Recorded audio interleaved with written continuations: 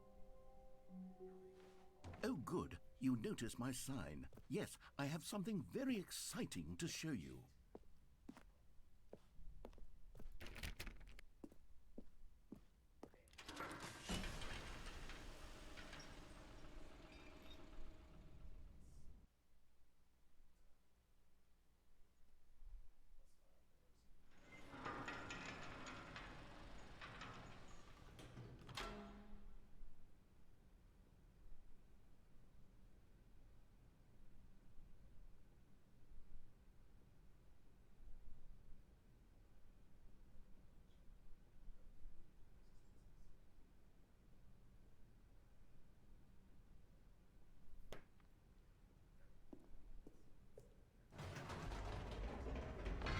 You see, Stanley, I've been reflecting on the Stanley Parable and about how roundly disappointing this ultra deluxe version has turned out to be. The original Stanley Parable was a landmark, and any new content for it should live up to that legacy. So forget this ultra deluxe nonsense. I say we take it one step even further. It's happened. Which is why I'm very proud to announce for the first time ever the Stanley Parable 2. The Stanley Parable. Yes, you see, isn't this far superior to a measly re-release with a few minor additions? Think of all the new territory we'll cover with a fully fledged sequel. An entirely new experience, built from the ground up. Why, there are so many possibilities. It could go in so many different directions. This is what fans have truly been asking for. Testing 2 printers at the same time.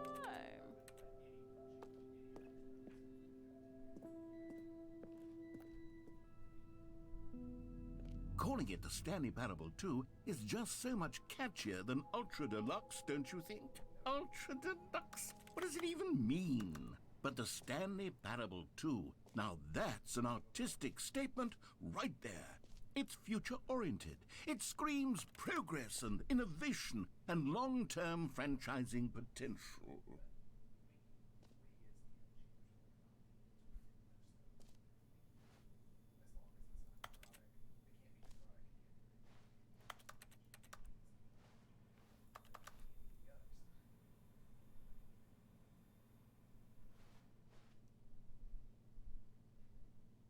Is this the carpet from The Shining?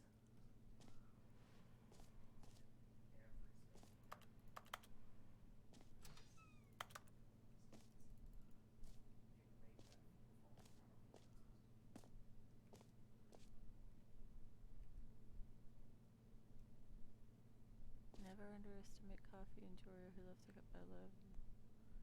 Never underestimate a coffee enjoyer who left their cup by a leather sofa that faces a blurry room. Time to wake up. New mug, part 2.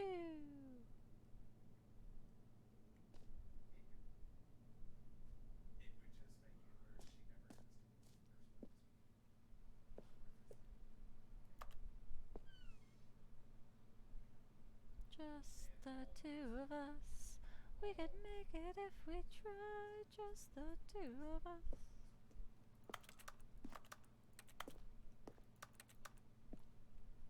New content is out. New content part 2 is in. Old and busted. New hotness.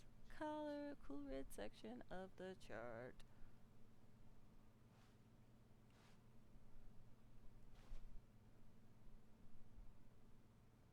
One plus 1 is 2, minus 1 is 1, plus 1 is 2, minus 1. Don't talk to me before I've had my sequel. Every pause button is Roman numeral 2. They're back. 2 doors.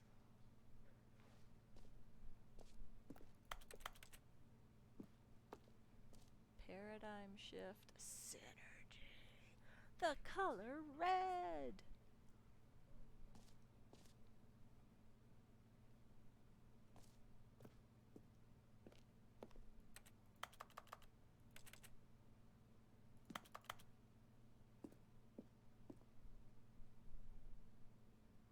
Cozy.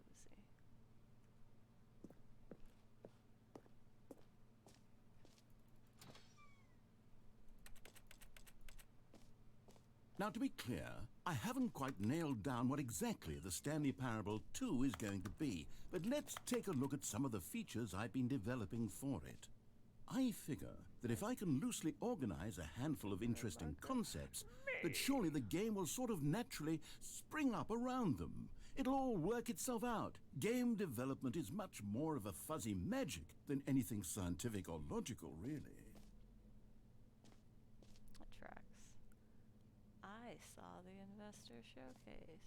Portal 2, Half-Life 2, Balance on Doom 2, Aladdin 2, Return of Jafar, Dark Souls 2.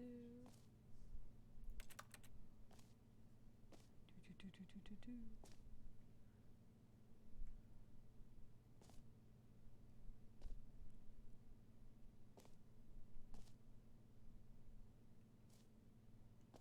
You are the sequel.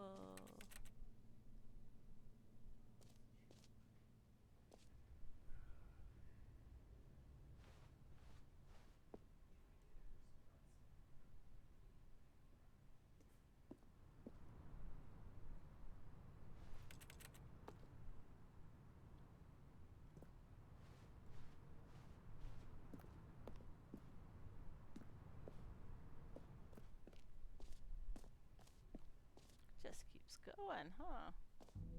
Here we are. Go on, try out some of the new features. Reassurance bucket. The button that says the name of the player that's playing the game. That's new. Hear your name in the game.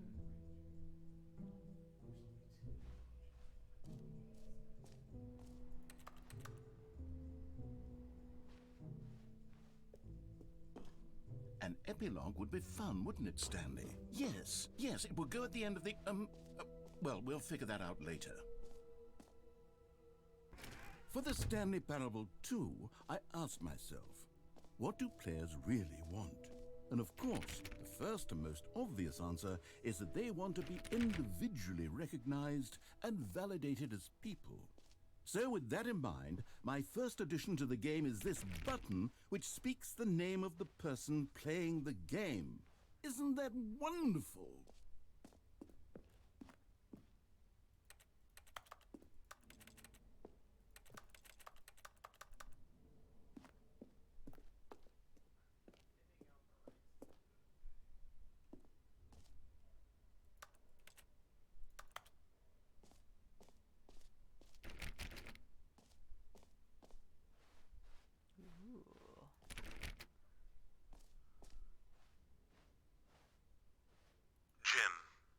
Sorry, I should have clarified. Right now, the button only says the name Jim. But of course, in the final game, this button will say your name, whatever name that is. Here, let's have you role-play as Jim to really simulate the full experience of this feature. Just play along. I promise you'll love it. Okay, here we go. Let's take a deep breath, clear your mind, forget whoever you are, and simply become a person named Jim. I want you to imagine yourself living as Jim, sleeping and waking as Jim, falling in love and being heartbroken as Jim, seizing all of the world's possibilities as Jim, and as Jim watching your dreams crumble into dust. Do you feel it deeply? Are you really, truly Jim right now? If so, then please step forward and press the button. Jim. Yes! You see? What a thrill! What a rush! That was you!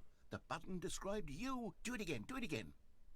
Jim. Ooh, it hits even harder the second time. If this were the only new feature in the Stanley Parable 2, it would still be worth the money.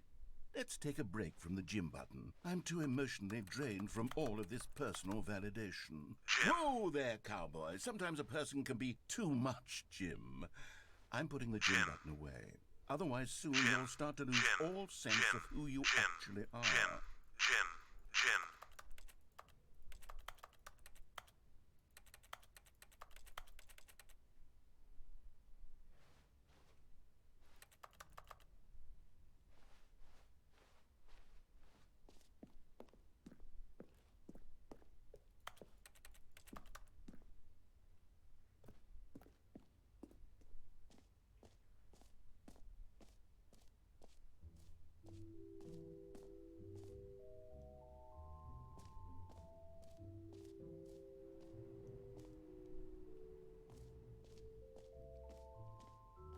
I suppose I could allow only people named Jim to play the Stanley Parable too. That would actually save me the work of finishing this feature.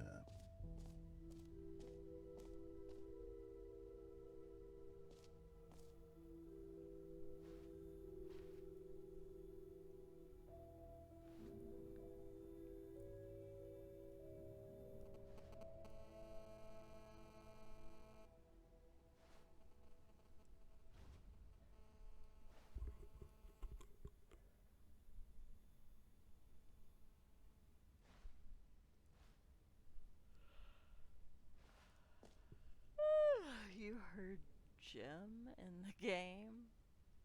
The button that says Jim.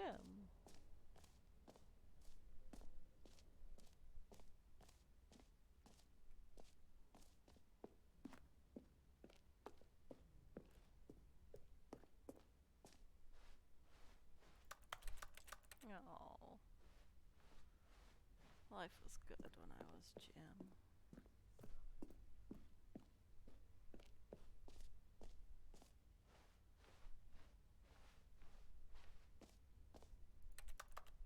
Is that my dead tree?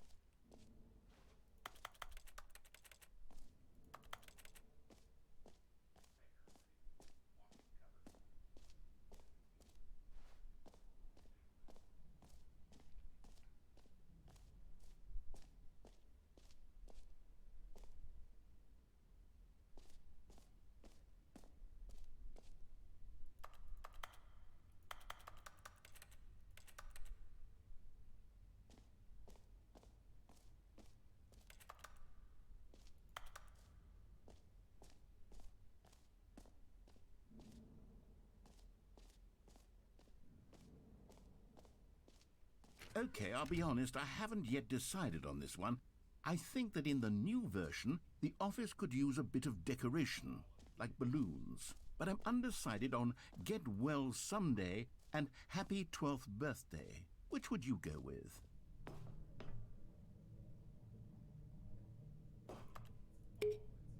You know, sometimes when you solicit another person's opinion, it makes you realize that you knew which one you actually really wanted all along. Happy 12th birthday, step-niece, it is.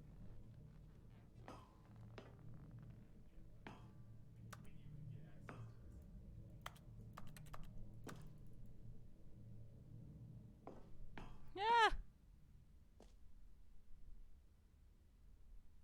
Or actually, maybe I should have gone with... No, I've made my decision. We're moving on. Come now. You've already made your choice. It's true that you chose badly, but we all have to move on from our mistakes.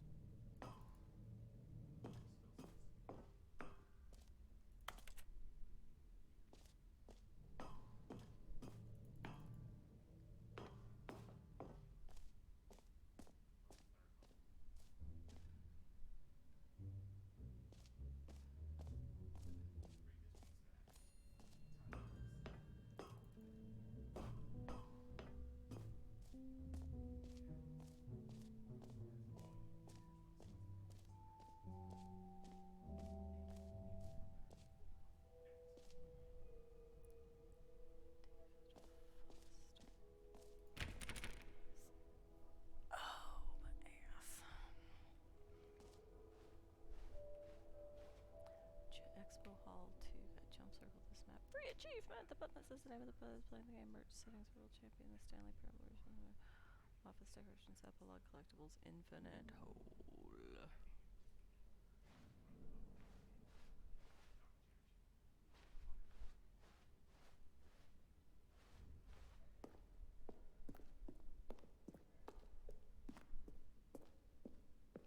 Oh, goodness. Jesus. Stanley, this is very awkward. I hate to do this, but before you leave, you really should go to both the exhibits for the bucket and the collectibles. You see, there's a surprise I was going to spring on you later, and it involves both of them. And I really do hate to break the illusion, but it's important that you go see the collectibles and the bucket, okay? All right, I'll get out of your hair now.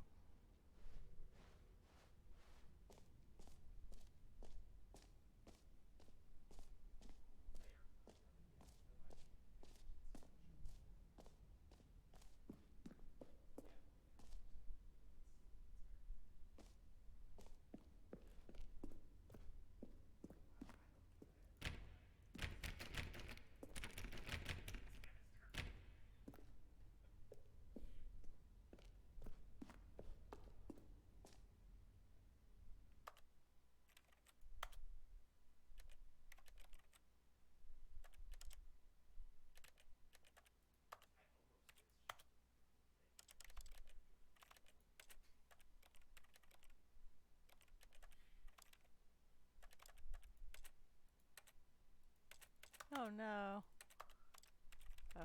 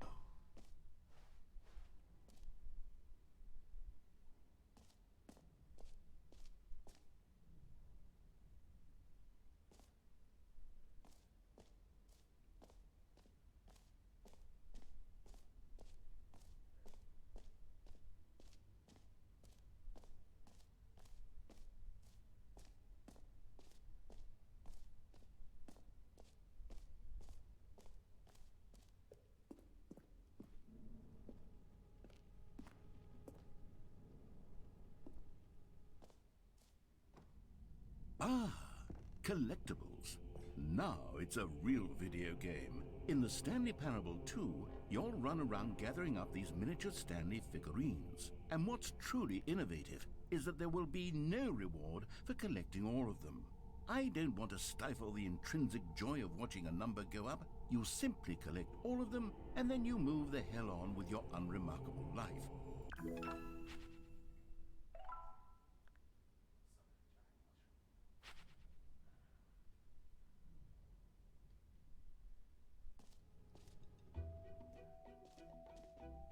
There's 5 more?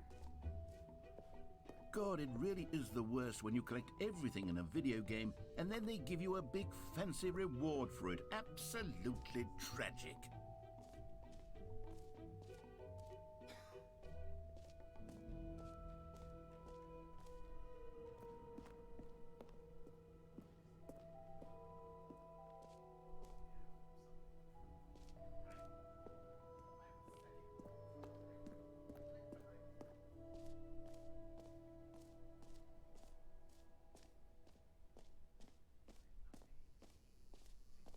Now here's something special. You remember that broken test achievement that got left in the game on accident? Well, I'm developing a technology to simply give you the achievement. Yes, you see, you'll come to this lever and when you pull it, the achievement will be given to you. It's as simple as that.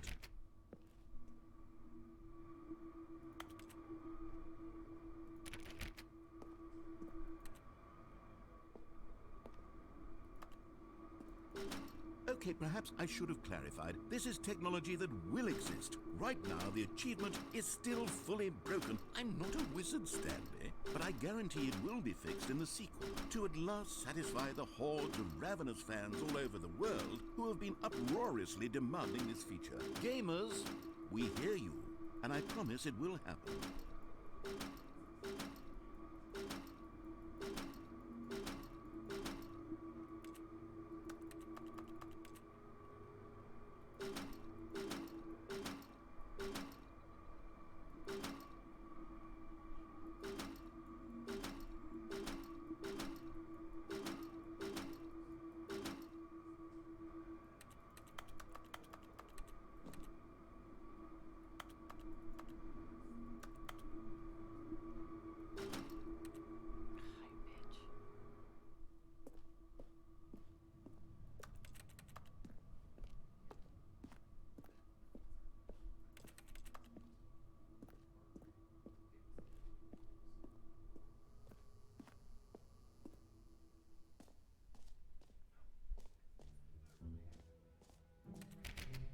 What else? What other exhibits haven't we seen yet?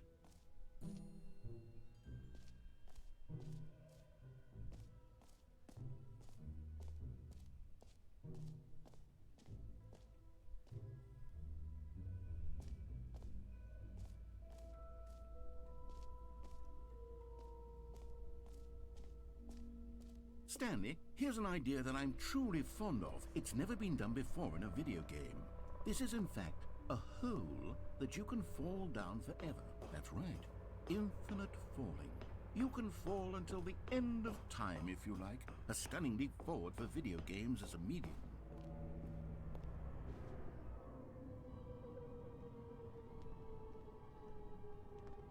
You see, isn't it wonderful? One of my more ingenious concoctions, if I do say so. Now then, since you've gotten to see the infinite hole, you can press the teleport button to pop back up to the top, and we can continue onward. Now, I don't mean to be a bummer, but I do recommend you use the teleport button to go back to the top. Maybe do it on the sooner rather than later spectrum of things.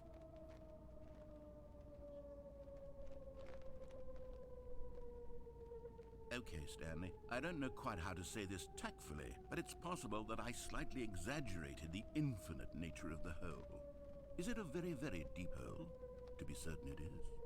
It's an extremely deep hole. I don't want anyone to say that it isn't an astonishingly deep hole. It is. Is it infinite? Well, that sort of depends on your definition of infinity. From one perspective, the infinite is merely philosophical in nature. It's more of a... Okay, well, good for you. You found the bottom of the hole. You found me out, Stanley. I'm a liar and a cheat, and you're so clever. Look, I think the issue here is just that you're unusually fascinated by falling. What normal person actually wants to fall infinitely? I figured the hole was as deep as anyone would actually need. Don't you put this on me. Maybe you're the problem. Look, things got a little heated there. I think we both said some things we didn't mean.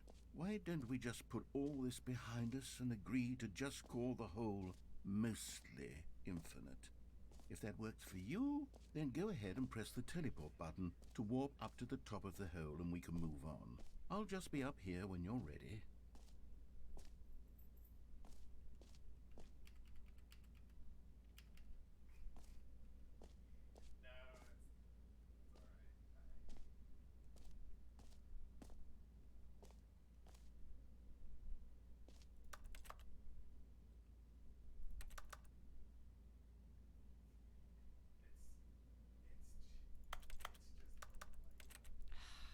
Great. Now, I'm very excited to Oh, for heaven...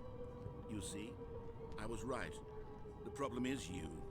The problem is that you like holes too much. Not normal. A normal person would have said, yep, that's an infinite hole right there. Goes on forever till the end of time. Don't need to see it all, but not you. Oh, no, no, no, no. You have a weird sort of... Oh. Did the hole seem even shorter to you this time? I couldn't help but feel like you spent a little less time in there than you did before. I mean, admittedly, I didn't make an infinite hole, but I didn't think it was that not infinite. Well, I suppose once again there's nothing to do here. If you decide you've had enough of the hole, you can hit the teleport button and come join me up above.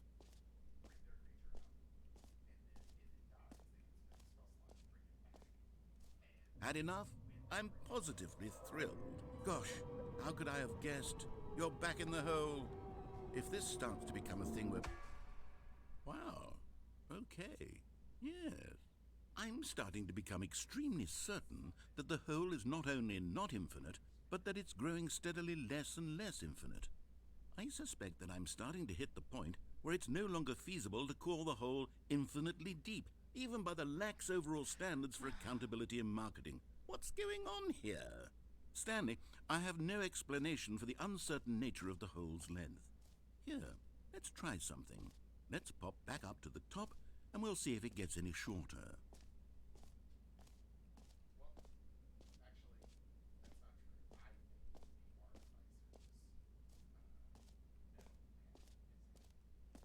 Well, there it is. The shame of my life. How is this still appealing to you? I know you're obsessed with holes, but at this depth, I just can't see this scratching the itch. Oh, who am I to judge? You just do whatever it is you're here to do and hit the teleport button when you're ready to move on.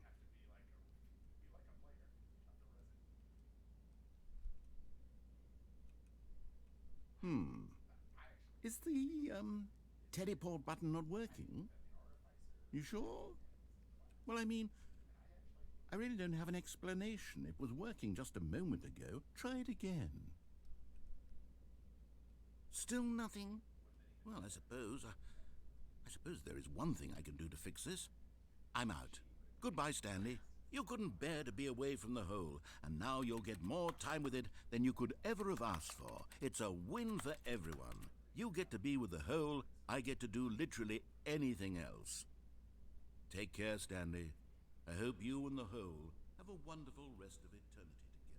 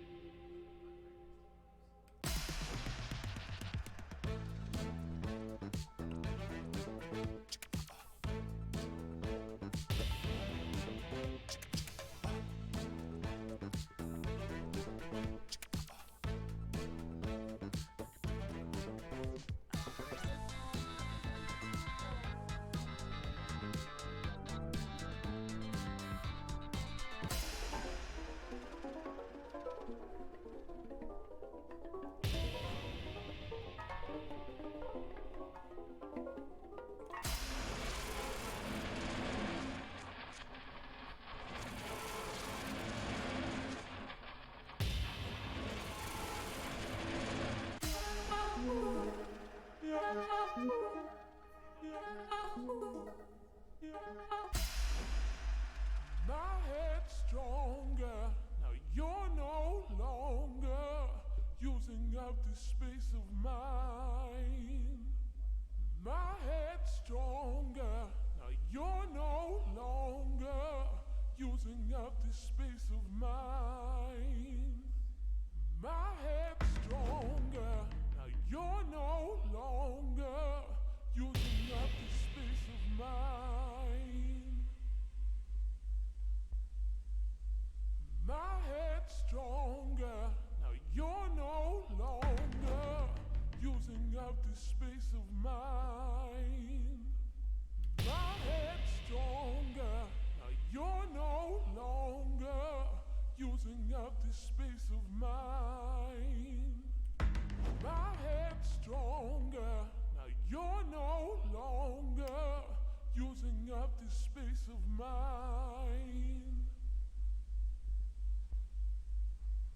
My head's stronger. Now you're no longer using up this space of mine. My head's stronger. Now you're no longer using up this space of mine. My head's stronger. Now you're no longer using up this space of mine. My head's stronger. Now you're no longer using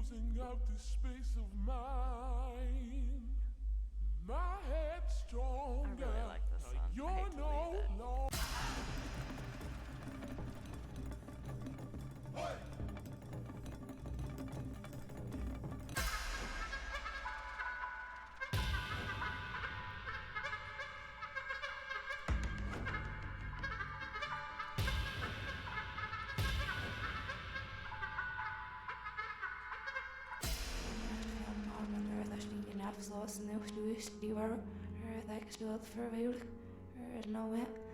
Die is de mouse dus een eerste wet in de zulp schikken echt op met z'n ja, het serpes en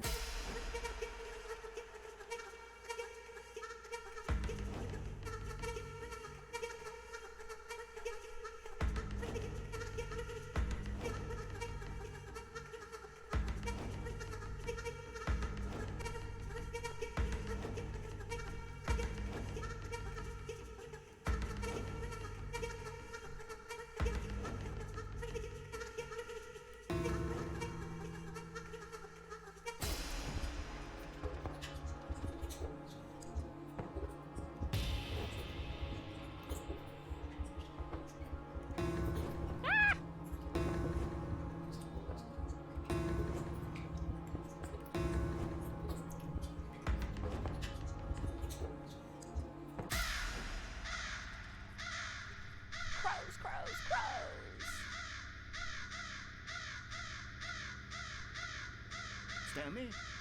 Stanley? Stanley! Oh. Oh, good, you're awake. It seems you had sort of dozed off there, drifting away into dreamland. But we can't have that, Stanley, because this hole is just so darn fascinating that I want you to be wide awake for every second of it. You don't want to miss a single moment. So how about if I just pop in from time to time and wake you up to keep you really, truly focused on the hole? From the looks of things, you and I will have many, many years here in this hole, and I'm looking forward to all of them. Stay alert, Stanley. I'll be back. Toodle-pip.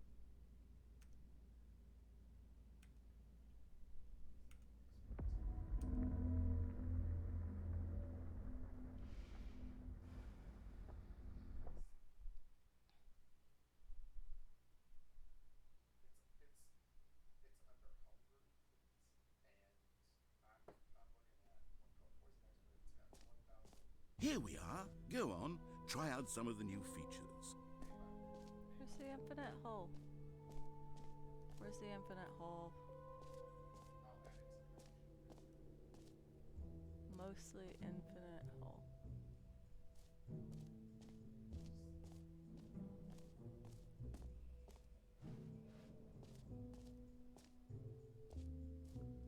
Take me back to the mostly infinite hole.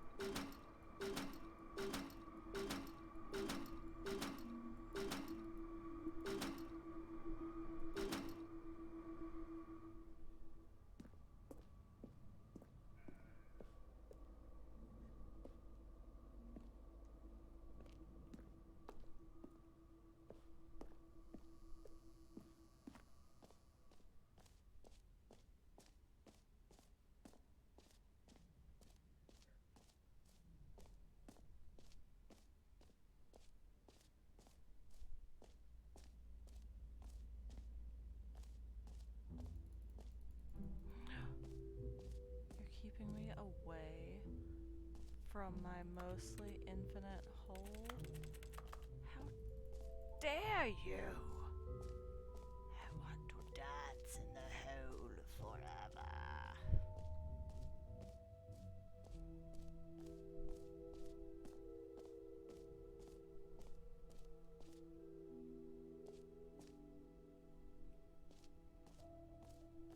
I don't have any more jumps. You know what? Let's bring the jump circle back for Stanley Parable 2 as well. It's a... Oh, wait. You already spent all your jumps the first time we saw the jump circle. Oh, well. I suppose it can just be a nice decorative piece then. No. I want to jump. Give me my jumps. Oh.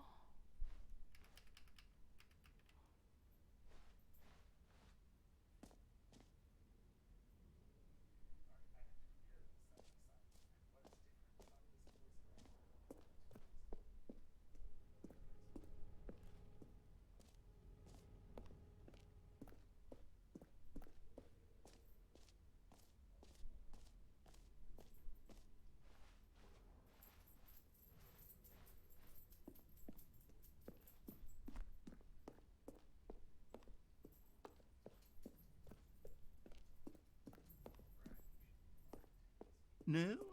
You're just going to ignore my advice? Fine. No fun new content for you, then. You're the one who spent money on this game.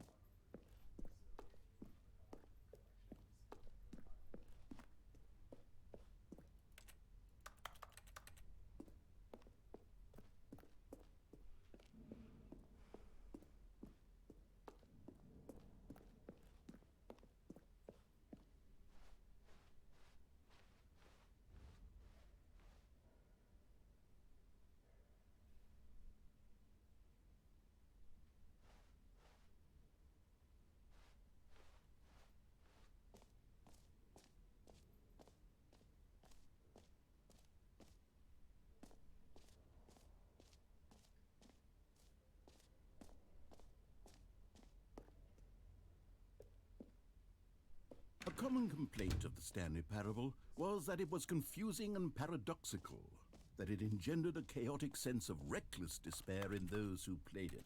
Well, I'm happy to say that after much consideration, I've engineered a clever solution to this fundamental problem with the game.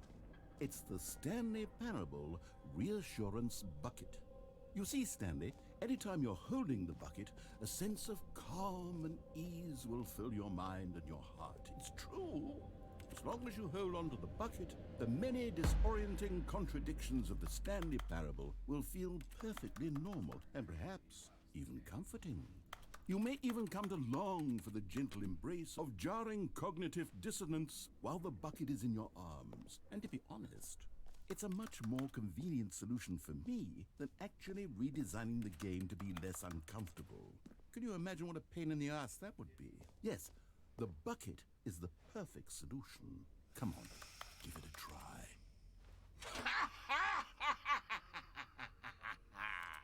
Can you feel it?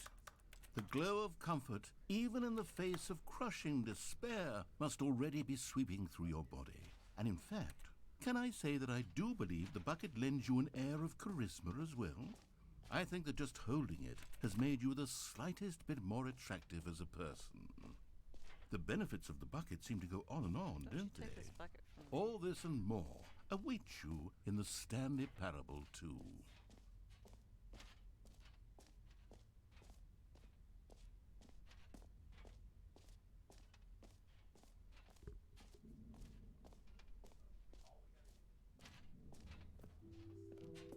Does anyone give out awards for most enjoyable bucket in a video game? That really should be an award if it isn't already.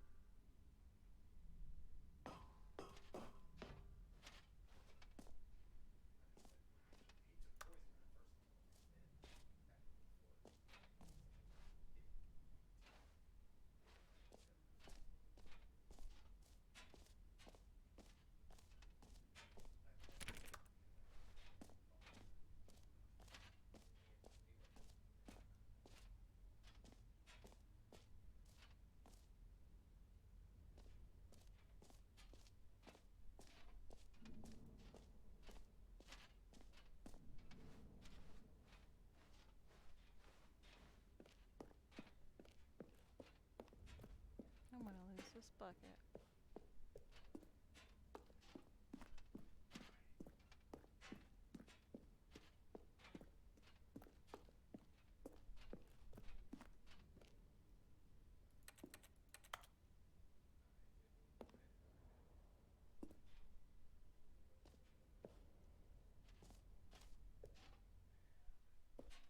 So, Stanley, Jesus. what do you think? Do you like all of the new features? Yes, I know it's not exactly clear yet how exactly these features will come together as one single coherent video game, but I can feel it in my soul. It's going to work. There's definitely a good game in there somewhere. Say, let's do an experiment. I'll arrange these new features together, and we'll see whether or not it coheres into a meaningful gameplay experience. Okay. Are you ready? Don't you take my Here bucket, it is. motherfucker. I give you the Stanley Parable 2.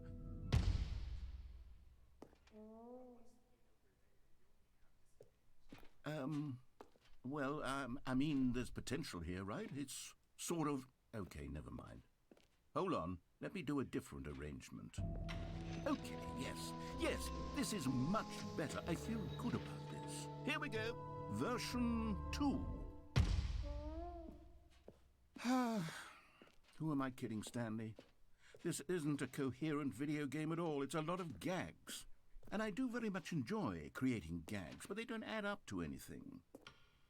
I wanted more than anything to create a sequel that would capture all the magic of the first game. I wanted fans to love it. No matter how good these gags are, they won't stand on their own. They would need the structure and the gameplay of the original.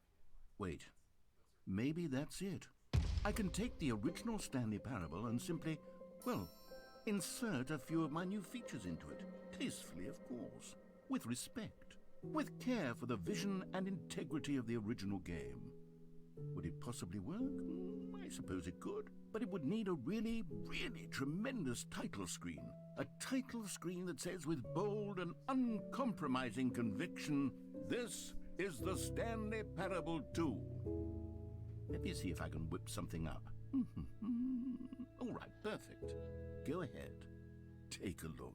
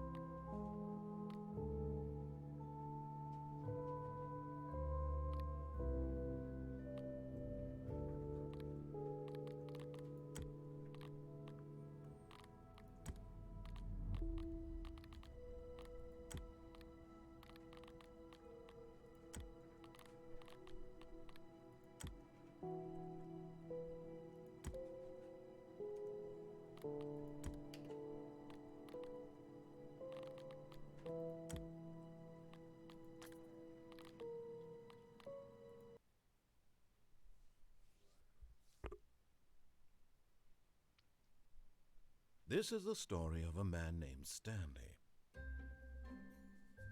Stanley worked for a company in a big building where he was employee number 427.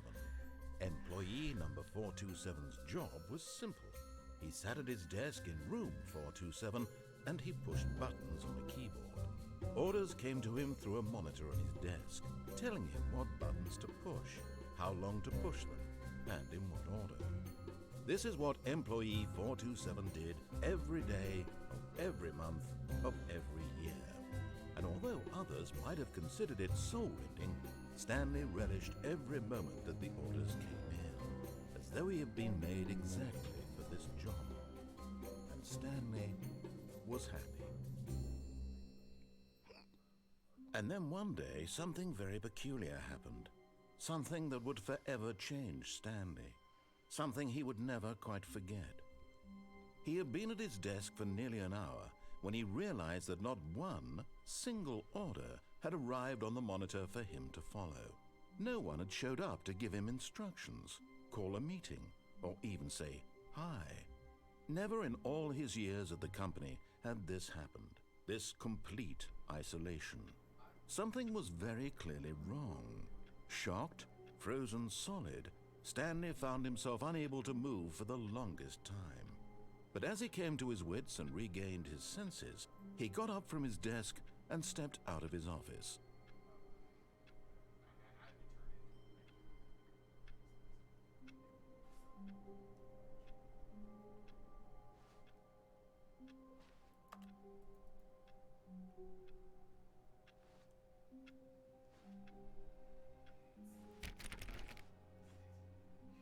All of his co-workers were gone. What could it mean?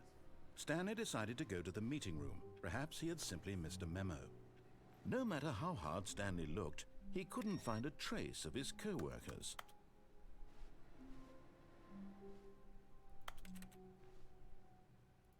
Stanley went around touching every little thing in the office, but it didn't make a single difference, nor did it advance the story in any way.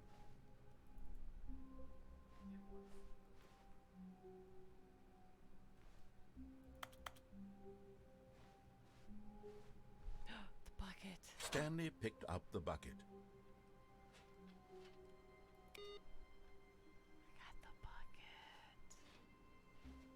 I got the bucket. Oh, see, they made me go that way so I would find the bucket.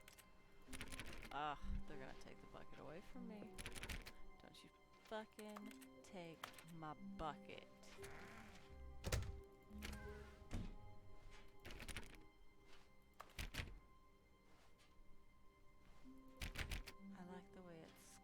Stanley clutched the bucket tightly to his chest and entered the door on his left.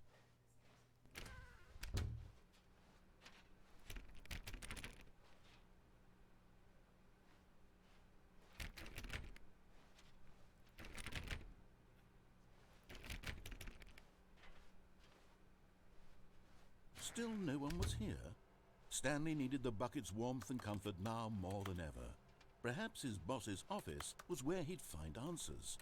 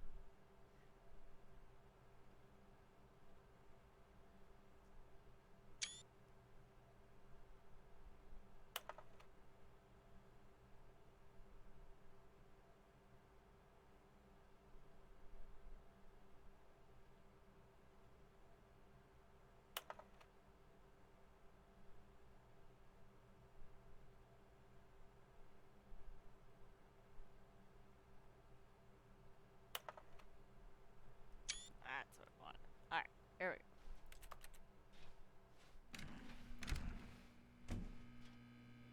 Oh, Stanley, can you feel it? The broom closet. It wants the bucket. You can feel that, can't you? The aura of jealousy? It's as clear as day. This broom closet believes it deserves the bucket. I can really feel it now. It's a Check my bucket. buckets. It belongs in a broom closet. That's what the broom closet is trying to say here. It's supposed to go with the other cleaning supplies. No. Good for you, Stanley. Don't give in. Don't No. hand over the bucket. I know how hard it must be, given the pressure that the broom closet is putting on your shoulders right now, but you have to be strong. This is your bucket. This is your companion and lifelong friend. You can't hand it over. Oh no.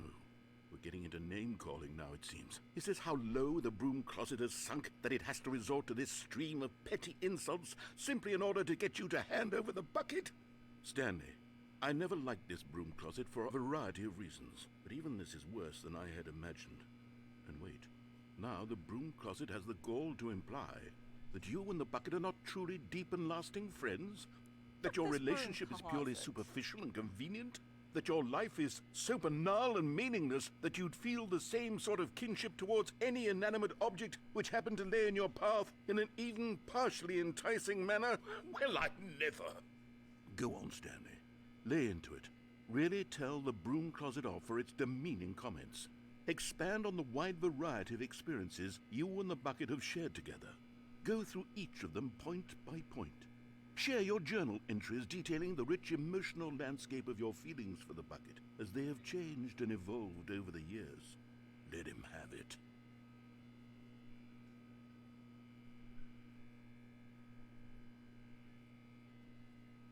Fuck you. Okay, I've got you something which I think will help settle this debate once and for all. Here we go. There. Now it's settled. No more debate, no more discussion. Take our hike, broom closet, with all your meandering philosophical diatribes about the nature of cleaning supplies and their relationship to broom closets in the natural order of things.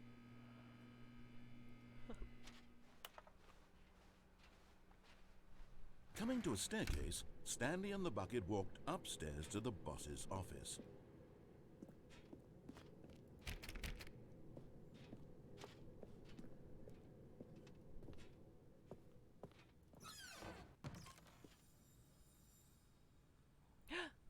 You found one of them. One of the miniature Stanley figurines. Remember, no reward for collecting all of these, only the intrinsic pleasure of a job well done. You can't buy that sort of happiness, Stanley. God knows I've tried. So, I implore you to savor each and every moment you come across one of these beautiful figurines. Because the boss knows that what the boss says goes. If the boss has suffered losses, then that's what the boss chose.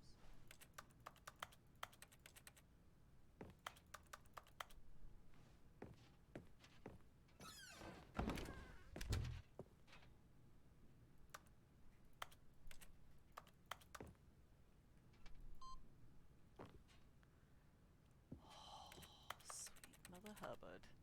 I have given you input 3 times now. One day these doors will open, won't they? Stepping into his manager's office, Stanley was once again stunned to discover not an indication of any human life. Crushed by the weight of this revelation, Stanley may have broken down into an emotional dumpster fire if not for the soothing presence of the bucket. Even now, in his darkest of hours, did the bucket's warmth and guiding light pierce the dark clouds of confusion and chaos. It would be with him always. Oh, The bucket God. would. And he knew it.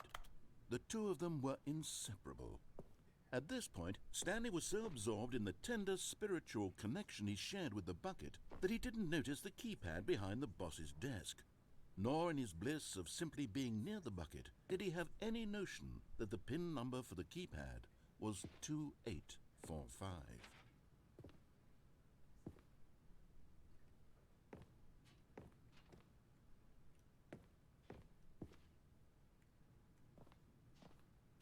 Stanley just sat around twiddling his thumbs. Trying to input anything on the device was useless, since he could never possibly know that the combination was 2845.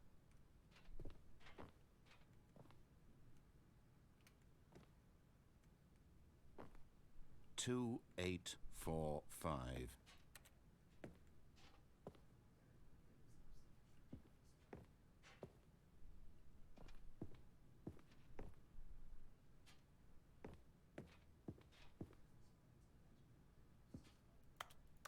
forgot. But it turns out that the panel's emergency override kicked in, and the door just opened all by itself. And Stanley got the hell along with the story. Well, whoop-de-doo.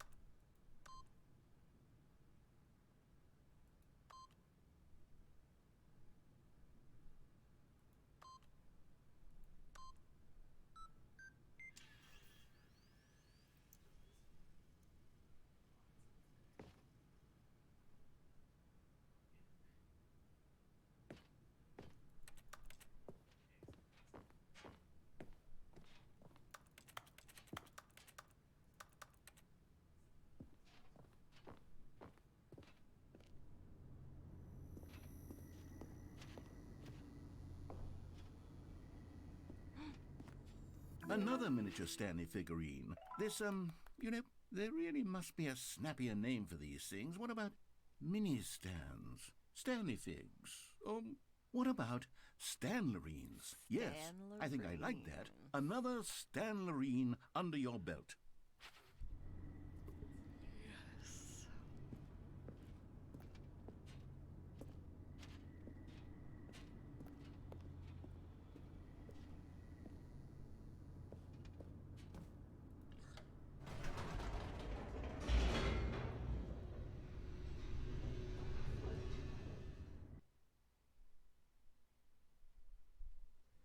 The elevator raced downward, plummeting towards an unknown fate.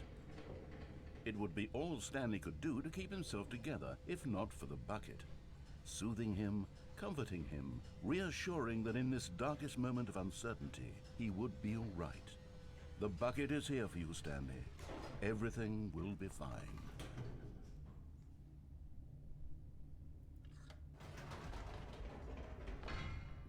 Wait, Stanley said to the bucket. Can we go back up? When I was pressing those keypad buttons, there was something very intriguing about the number 3. I want to go back so I can try pressing the number 3 again. The bucket said nothing.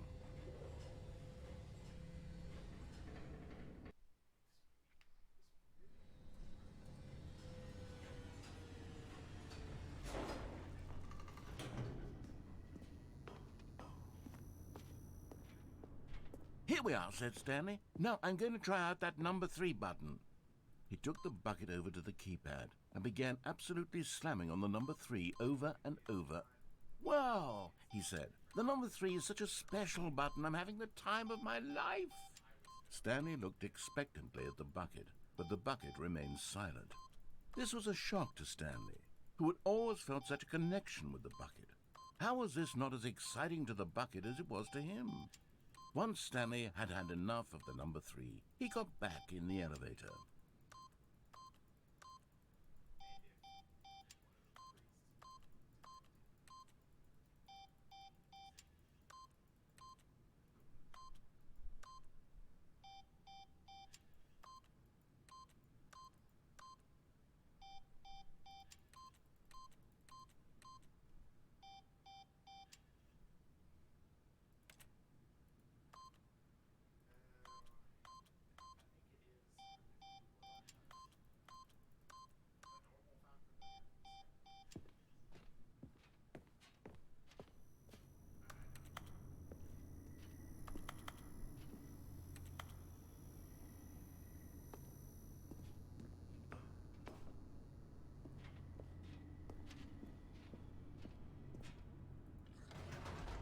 Perhaps the bucket had missed something. Perhaps it had not seen how much joy Stanley got from slamming the number 3 repeatedly.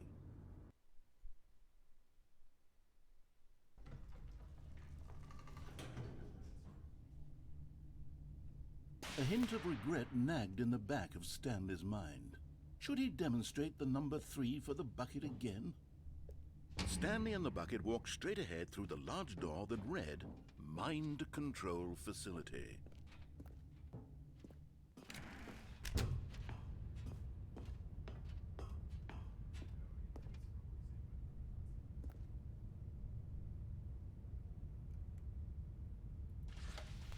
lights rose on an enormous room packed with television screens. What horrible secret did this place hold? Stanley and the bucket both wondered to themselves.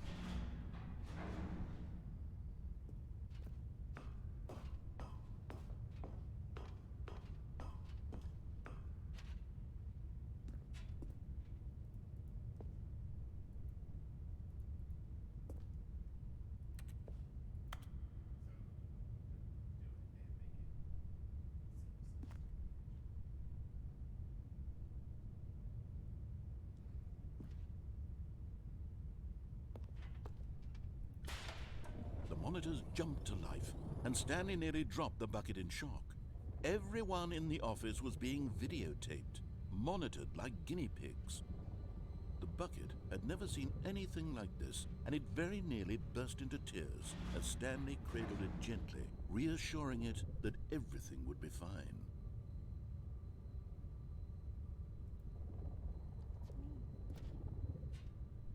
It's my cubicle. My office. Who has a glowing green box?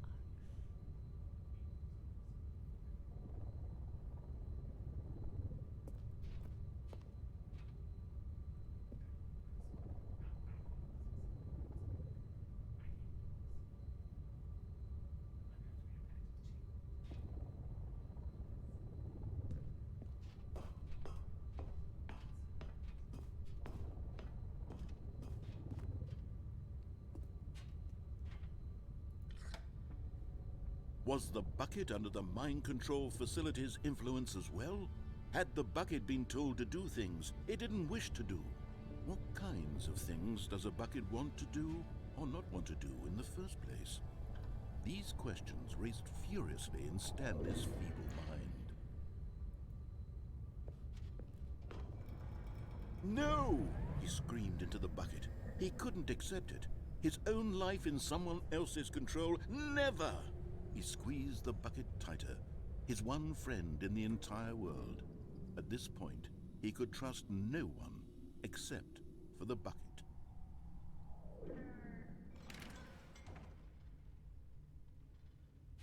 But here was the proof. The heart of the operation. Controls labeled with emotions, happy or sad or content. Walking, eating, working, all of it monitored and commanded from this very place. And as the cold reality of his past began to sink in, Stanley decided that this machinery would never again exert its terrible power over another human life. For he and the bucket would dismantle the controls for good. Two best friends, Stanley and the bucket, up against the world. They high-fived in a really cool way, and the bucket made a sassy comment about taking down the system.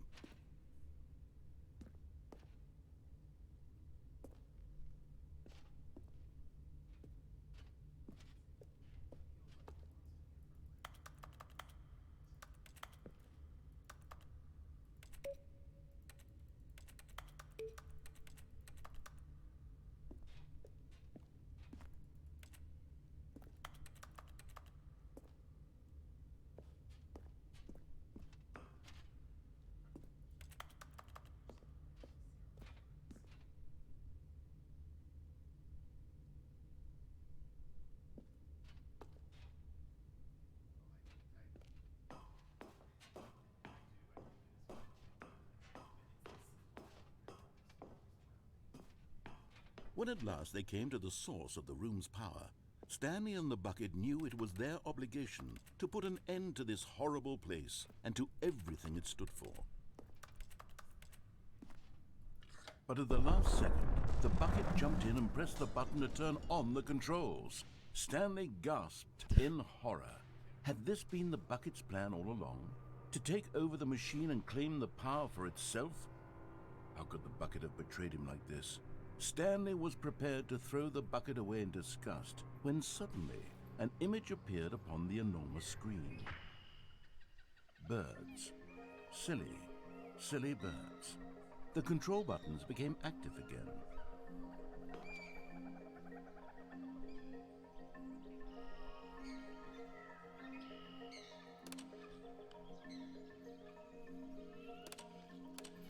Stanley flipped through one video of silly birds after another, and then it dawned on him. This wasn't a mind control facility at all. It was a facility for monitoring and surveilling silly birds all over the world. The mind controls were only a facade to disguise its true intentions. Had the bucket known this all along? Stanley marveled at the metal genius in his hands, the one who had pointed him towards this incredible discovery. Stanley and the bucket never found freedom because they spent the rest of their lives here in this place, flipping through live streams of the silliest birds imaginable. Of all the possible paths his life could have taken, this one was surely the best. And Stanley was happy.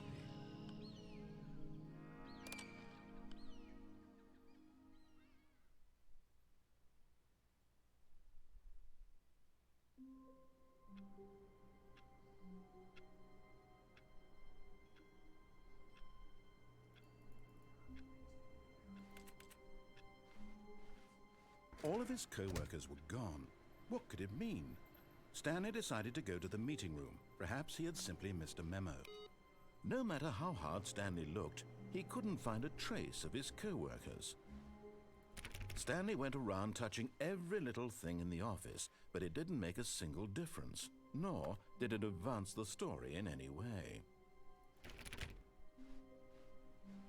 Stanley lifted the bucket into his arms, and a wave of comfort rushed over him.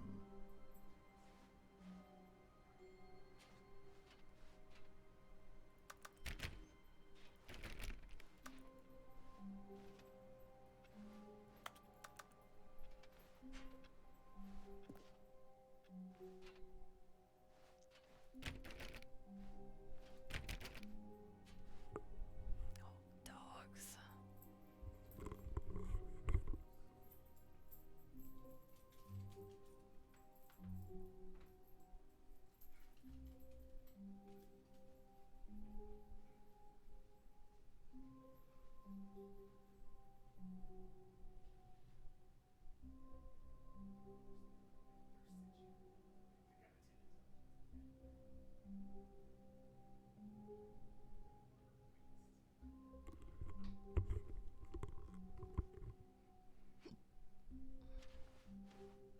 Stanley clutched the bucket tightly to his chest and entered the door on his left.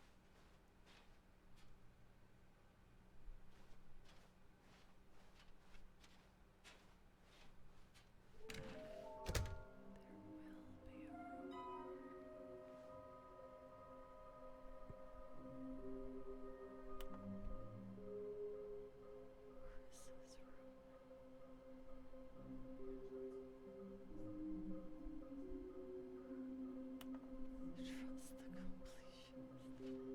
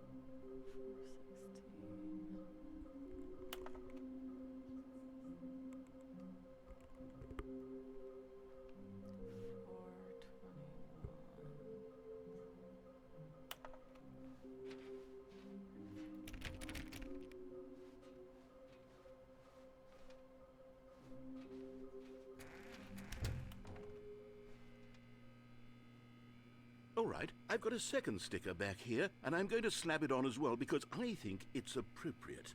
You see, I feel that it works because the sticker is also a bucket. That way, if you're ever unsure whether the thing you're holding is a bucket or not, you can look down at this sticker and say to yourself, ah, it's a bucket. There really is a wide variety of applications for this sticker.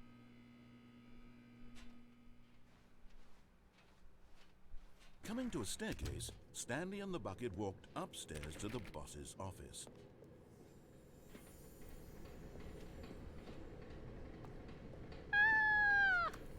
Okay, I'm going back to the name of these little Stanley figurines, and now I'm torn between Stanlerines and Figlies. What do you think, Stanley? What name better encapsulates the intrinsic sense of happiness that you get from seeing a small number in the corner of your screen go up by 1? Let me sit on it. I'm sure it will come to me.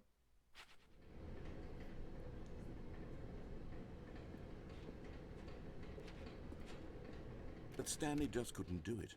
He considered the possibility of facing his boss, admitting he had left his post during work hours. He might be fired for that. And in such a competitive economy, why had he taken that risk?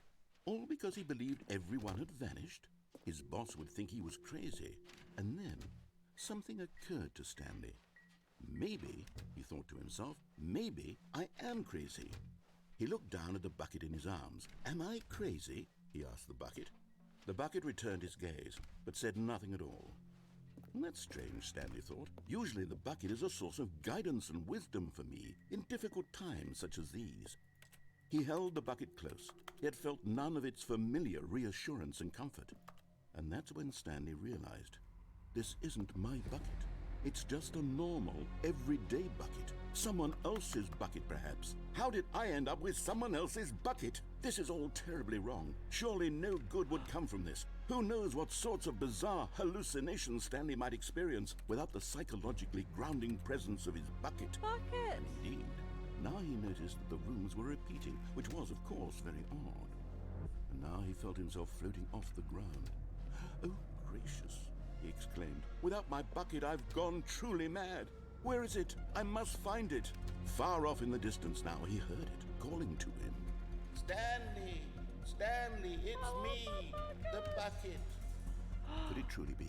He rushed forward from room to room, passing by one bucket after the next. None of them were his. None of them were his special bucket. Come to me, Stanley. Find me. He had to find the bucket. He had to return to his old friend. It was the only way to truly restore his sanity. And then suddenly, he froze dead in his tracks. He knew where the voice of the bucket had been coming from. The real bucket was inside of him all along. It was incredibly painful. Stanley doubled over in agony and blacked out.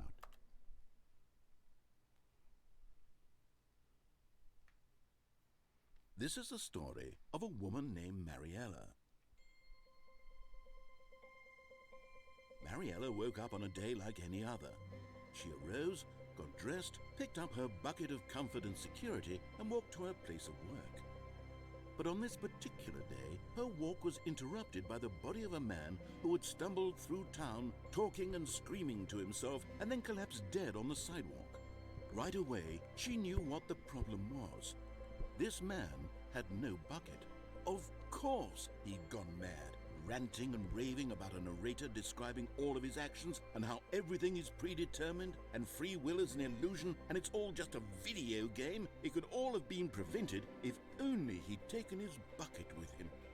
Perhaps he didn't even realize he'd forgotten his bucket at home in the first place. How cruel the world can be, Mariella thought, and she hugged her own bucket even tighter. But of course, she had no time for this.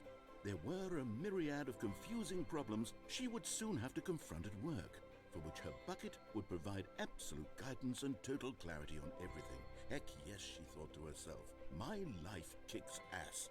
And she backflipped all the way to work. My life kicks ass.